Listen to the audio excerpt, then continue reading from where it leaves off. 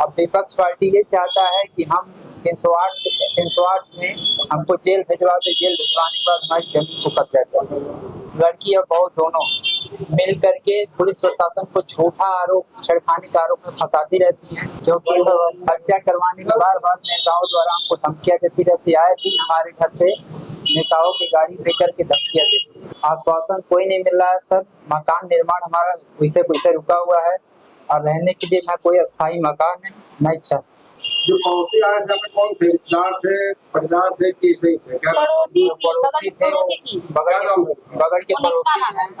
राम पलट, पत्नी मुनक्का देवी और कुछ राजनीतिक नेताओं थे जो हमारा मकान निर्माण कार्य रोक रहे हैं। उन्होंने कहा कि तुम अवैध निर्माण कर रहे हो, जो कि हमने एडीएम साहब से जांच करवा कर दी है और थाना इंचार्ज साहब को चिट्ठी भिजवाई निर्माण करने के लिए।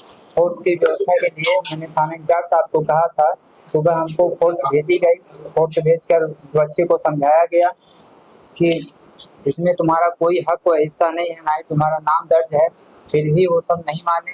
पुलिस के जाने के बाद मारपीट शुरू कर दिए। मारपीट के दौरान हमको, हमारे पिताजी को, हमारी भाभी को, हमारी माताजी को काफी चोट आया। मेरा सर फट गया था। सर फटने की वजह से मैं तुरंत बेहोश हो गया और कान से ब्लड बहुत ज्यादा आ रहा। कहाँ का मामला है? किस ग्राम गौरा खास, थाना चिटवा ताल पड़ता है हमारा। और हमको भारी गंभीर चोट लगने की वजह से हमें तुरंत एम्बुलेंस 112 को कॉल किया। 112 कॉल करने के बाद वो एम्बुलेंस आई, पुलिस आई मौके पे। तुरंत हमको एम्बुलेंस द्वारा ब्लॉक पे भेजा गया, जंगल पौड़िया ब्लॉक पे हमको रेफर करके मेडिकल कॉलेज भेजा गया। ये मामला कितने समय से चल रहा है? मामला लगभग मैम साल भर हो गया। आप 1 साल से कहाँ थे? 1 साल से हम हर एक अधिकारी को एप्लीकेशन डाल रहे हैं, अवगत करा रहे हैं और फर्जी रिपोर्ट लगा कर पुलिस द्वारा उसको मामले को शांत कर दिया जाता है। पुलिस प्रशासन के पास गए तो उनके पास से क्या आश्वासन? आश्वासन कहते हैं हम काम आपका करवाएंगे, बशर्ते काम नहीं करते हैं। जो भी एप्लीकेशन डालते हैं हम वरिष्ठ अधिकारियों के द्वारा, तो वो एप्लीकेशन पे रिपोर्ट लगा करके भेज देते हैं, कोई निस्तारण नहीं करते हैं। बार बार पुलिस प्रशासन कहती है कि बार बार चिन्हित करवाओ। मैंने 5-7 बार चिन्हित करवाया है। राजस्व विभाग का भी कहना है हम आपको चिन्हित करने से मतलब हम कब्जा नहीं दिला सकते। कब्जा दिलाने के लिए पुलिस प्रशासन ही आपका मदद कर सकते हैं, जिसके समक्ष में हमने वरिष्ठ अधिकारी एसएसपी साहब को भी एप्लीकेशन कम से कम 10 बार दे चुके हैं। डीआईजी साहब को भी 2 बार दे चुके हैं और एसडीएम साहब को 5-6 बार दे चुके हैं।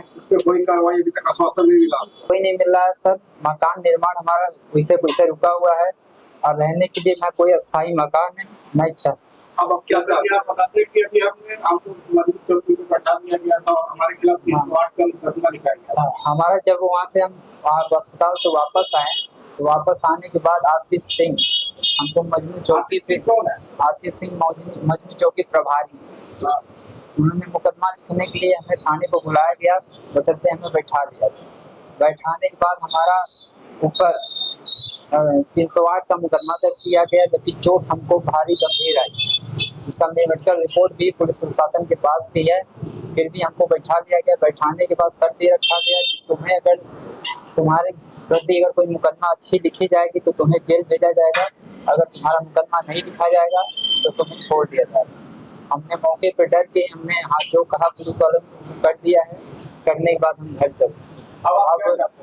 अब विपक्ष पार्टी ये चाहता है कि हम 308 में हमको जेल भिजवा दे, जेल भिजवाने के बाद हमारी जमीन को कब्जा कर। इसमें पुलिस प्रशासन भी, स्थानीय मजनू चौकी कोई मदद नहीं कर रही।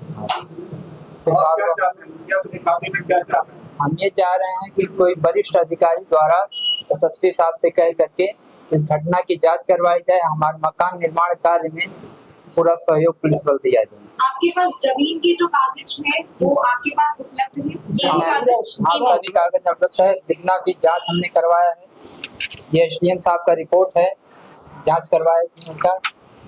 और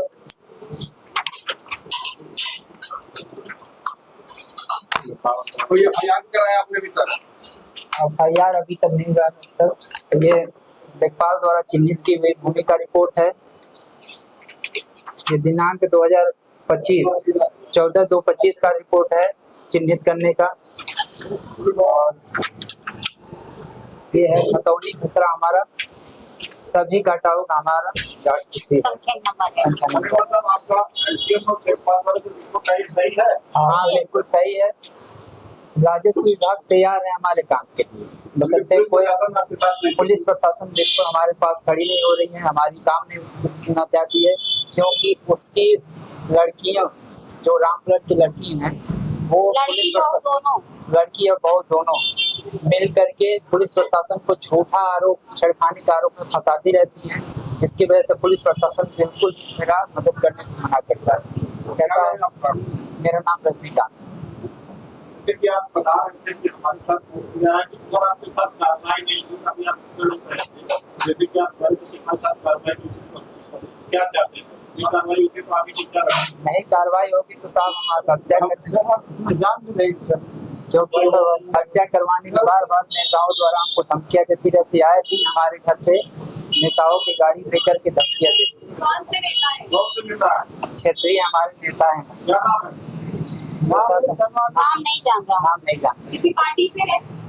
पार्टी नहीं जानते। पार्टी नहीं जानते। ये है कि मतलब ये पता हमको है कि वो नेता है। नाम नहीं जान रहा।